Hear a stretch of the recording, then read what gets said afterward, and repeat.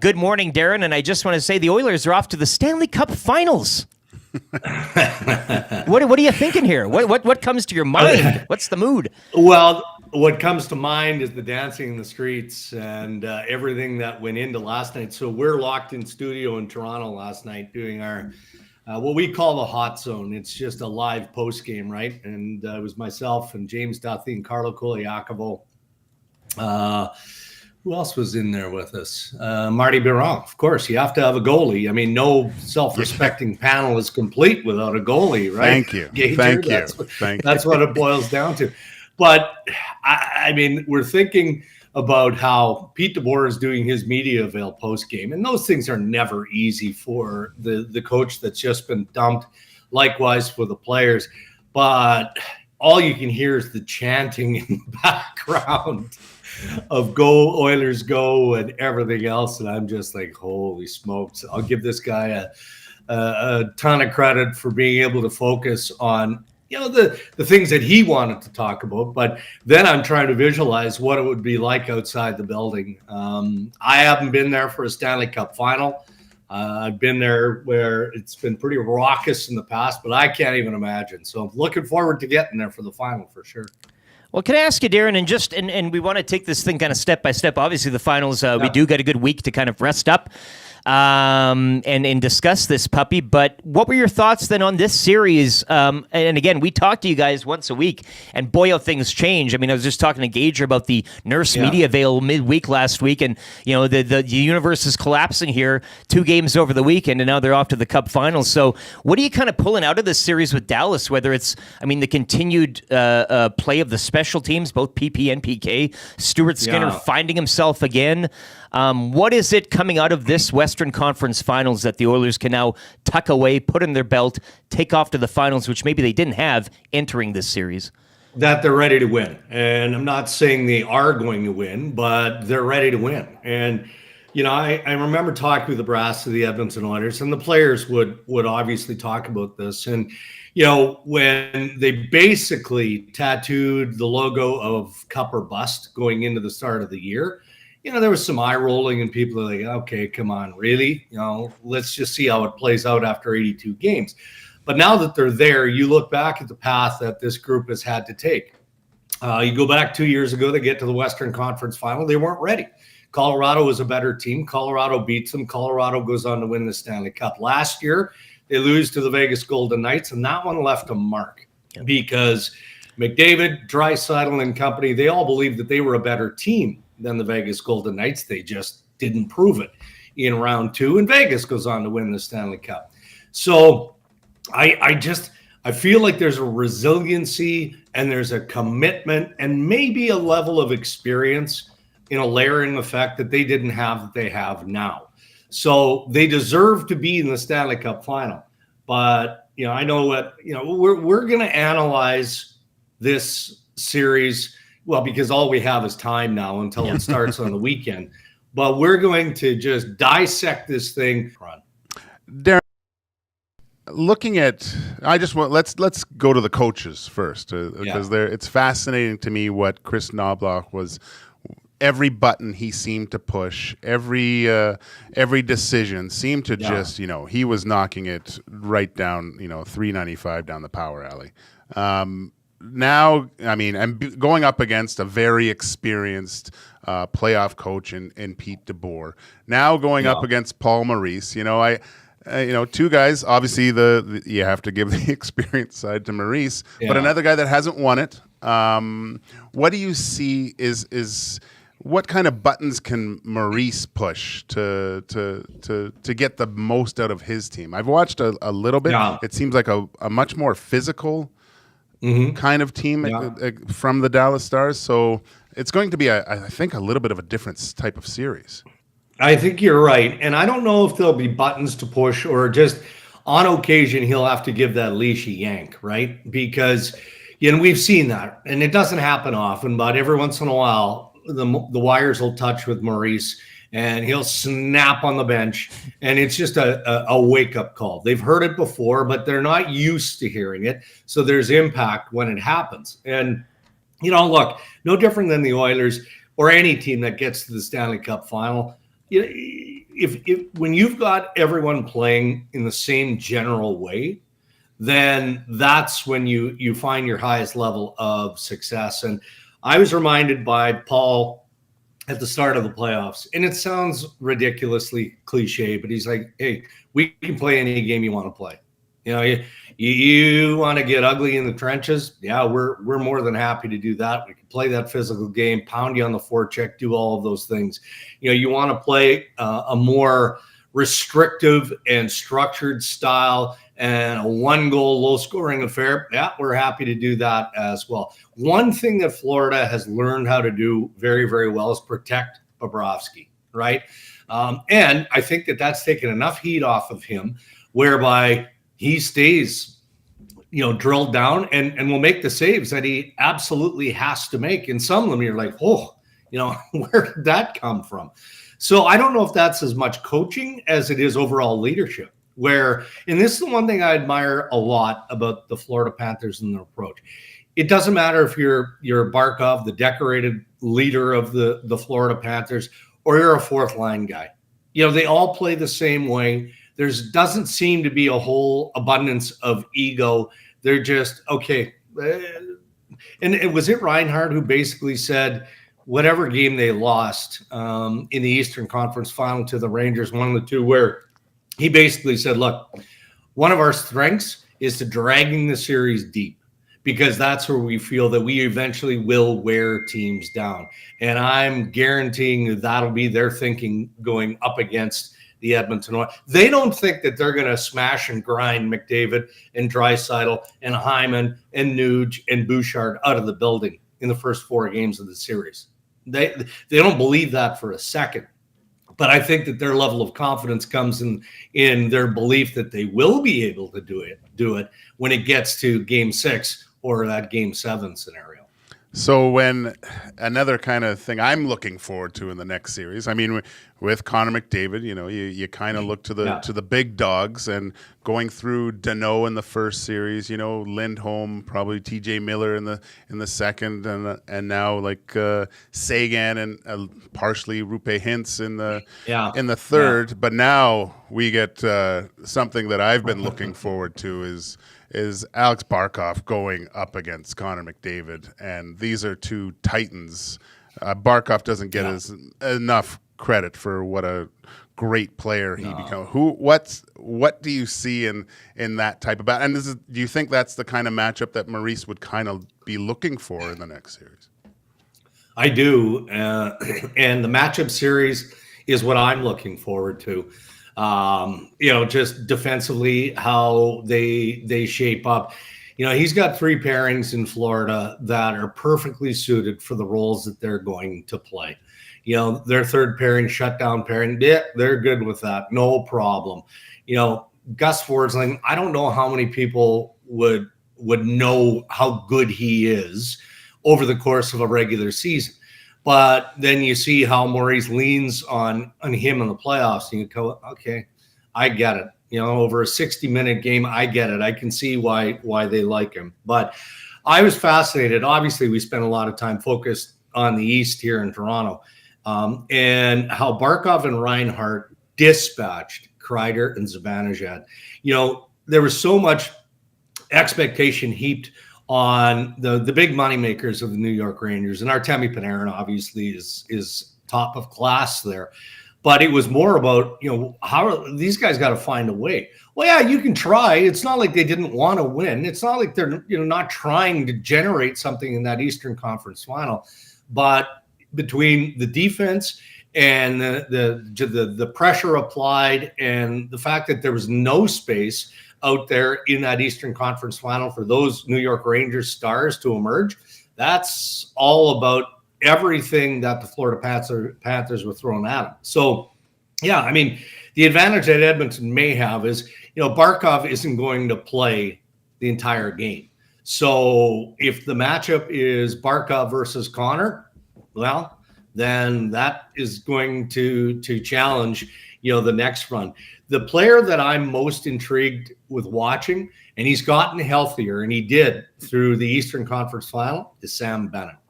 And of course, you know, Oilers fans are very familiar with him dating back to his Flames days. He's not the player he was in Calgary. He's a much better player in Florida than he was in Calgary because of the opportunity that he's been given in Florida. He's going to be a pain in the butt. He's going to find a way physically, offensively, everything to continue his playoff run here. But we had not an argument, but a disagreement last night. I want you guys to weigh in on this because we know that Barkov has won another Selke. And it's easy to not have him as a top 5 forward in the league when you look at McDavid and you look at Draisaitl and you look at Kucherov and you look at Nate McKinnon, you look at maybe Pasternak, Panarin go down. You can make a sound argument that Barkov is a top 5 forward in the National Hockey League, right? I mean, is that fair, or am I just? Oh no, yeah. It's too bad Dusty isn't here this morning because he's been singing this for years and years and years. And I think, but again, you're down in Sunrise, and sometimes, as we see with leagues and stuff, and where you are, so but. Good. He's so good. Yeah, just great. I wanted to get your thoughts, Darren, too. I mean, enough of the top dogs here. Let's go down to the bottom 6. And heading into the Stars series, we were all told, and rightfully so, the Stars did have depth, point production depth, to which I kind of defined, and I think the Oilers' depth throughout the series really came to shine. We talk about the PK, we talk about the workman-like attitude of some of the guys. It's not flashy, it's not dashy. But it really builds from the bottom and works its way up to the Stars. So I just wanted to get your thoughts. We've gone through the tops. Let's do this bottom 6 matchup. Who do you like in this series when it comes to matchups in the bottom 6? Just stacking these forwards against each other, not necessarily one-on-ones. Again, the Florida PK right up there with the Oilers, only second best to the Oilers through the postseason, clicking at 88.2 to the Oilers 93.9. Not so much on the power play for the Panthers, but a good PK. Yeah. So just want your thoughts on that bottom 6 depth for both of these teams heading in, and where would you kind of see giving the edge? Yeah, I might want to give the edge to the Florida Panthers, primarily because of experience. And Maurice isn't afraid to shake things up when he needs to. I'd call Vladimir Tarasenko a depth player, right? I mean, he's a support role type of guy. I did not expect him to be as influential as he's been to this point of the playoffs. I really didn't. And we've all watched him closely. In his day earlier in his career, very effective in St. Louis, just eventually needed a changes of scenery. He gets that. Didn't necessarily fit in. He had his moments in Ottawa, but then he kind of comes around again more offensively than anything, and builds a trade profile for himself. And then you get close to the trade deadline and he says, well, yeah, there's a team I'll go to, and it's Florida. His family's living in the area, so it became pretty obvious what Steve Staios was going to have to do. But he's fit in beautifully. And lots of times those deadline deals don't work out this way. He's not afraid to muck it up. We've seen him block shots. We've seen him be net front and apply a screen. So I'm talking about one guy here, right? But really, you can look at both sides and give credit to the players, but to the coaches that put them in that position to be impactful. And it's impossible not to look at the penalty kill and how those players, are used.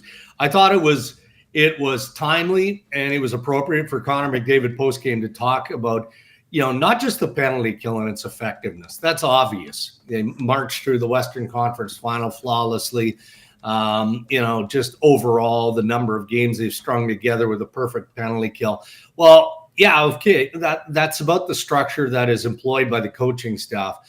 But look at the players on that penalty kill that aren't power play specialists per se, and how they relish in just being able to do something that matters.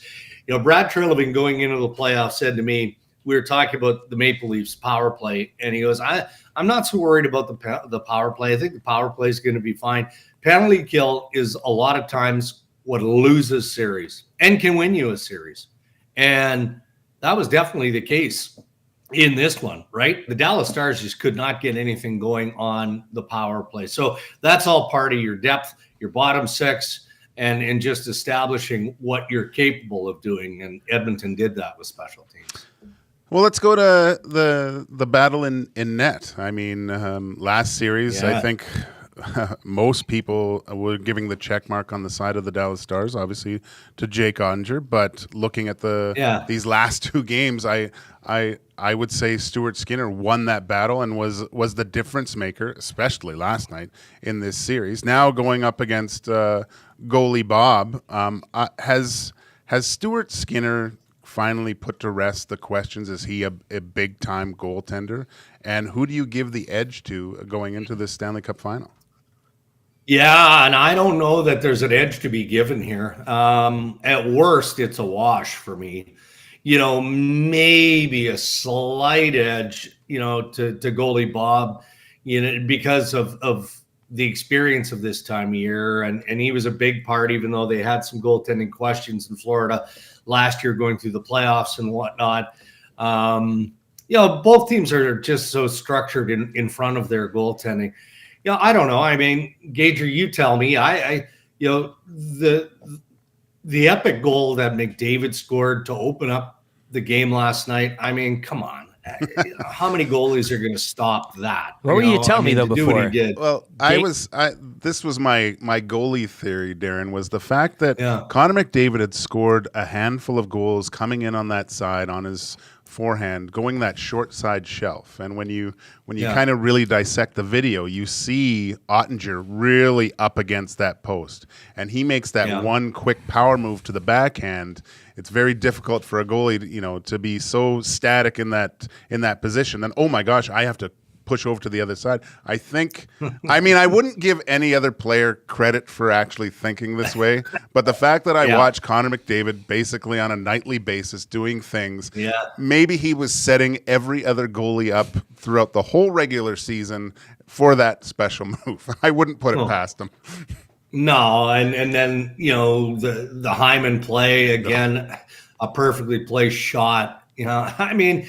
So I guess I was, and I'm not hanging this on Ottinger even a little bit. What the Oilers finished with 10 shots last night? Yeah, something like around 10 shots. Like, you gotta feel if you're Pete DeBoer and the Dallas Stars, like you did everything but find a way to get to Stu Skinner. Well, Stu Skinner at least deserves that level of respect, doesn't he? Yeah. The Dallas Stars, they put a ton of pressure on him in Game 6. They did. They had their chances. They just couldn't capitalize. They couldn't find a way to get it done. So, when you look ahead in the series, I know the scouting report, as basic as it was, actually worked out for the Edmonton Oilers on Jake Ottinger. They felt like if he was vulnerable, it would be up high. Well, both goals beat him up high last night. One was super and tight, and the other one was Hyman. They were both power play goals. They felt like, from a scouting perspective on Ottinger, if again there was another vulnerability, it was he doesn't like to battle through screens. He doesn't see well through screens. Well, okay, every goaltender, what do? You try and take their eyes away, right? And you try and get as much traffic. That's just a staple of basic scouting and success. But they nailed it against Jake Ottinger. So you know what I'm going to try and do in the next day or two, and that's going to find out what the scouting report is from Edmonton's standpoint on goalie Bob. And just to emphasize that here, fellas, we talk a lot about Paul Maurice because of, every media avail is must watch. Yeah. He's going to say something funny. He's going to take you to a place that most coaches won't take you to. You don't get that from Knobloch, although I thought he was excellent last night. He showed us an emotional side, a personal side, and talking about the sacrifice of his family and all that. And I loved every second of it. But one thing I don't think Chris Knobloch gets enough credit for is how he uses his coaching stuff. We know that Paul Coffey has terrific influence on what the pairings are, any sort of defensive changes, or all of that. We know this. Mark Stewart probably doesn't get enough credit for his involvement in the penalty kill and all that. Glenn Gulletson, how he helps manage the Stars and the forwards overall. So it's not one guy. It's never about one guy. But the Edmonton Oilers coaching staff collectively deserves a ton of credit. TSN's Darren Dreger, we thank you for your time, man. Enjoy the week. Should be a good one, and we'll chat next Monday. You bet, guys. Thank you. Enjoy it.